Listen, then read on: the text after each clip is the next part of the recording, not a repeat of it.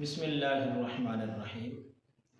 حضرت سہل بن سعد رضی اللہ تعالی عنہ سے روایت ہے کہ رسول اللہ صلی اللہ علیہ وسلم نے ارشاد فرمایا کہ جنت کے 8 دروازے ہیں اور ان میں سے ایک دروازے کا نام ریان ہے۔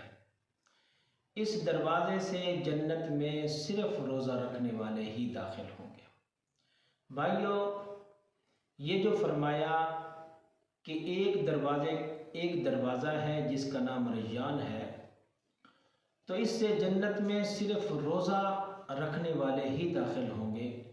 تو اس کا مفہوم یہ ہوا کہ ویسے روزہ تو سارے مسلمان رکھیں گے، لیکن جن لوگوں نے کثرت سے روزے رکھے ہوں گے، رمضان المبارک کا اور روزے کا حق ادا کیا ہوگا، اور صرف یہ بات پیش نظر رکھی ہوگی کہ میں نے صرف اپنے رب کو راضی کرنا ہے، تو یہ دروازہ ایسے ہی لوگوں کے لیے مخصوص ہوگا۔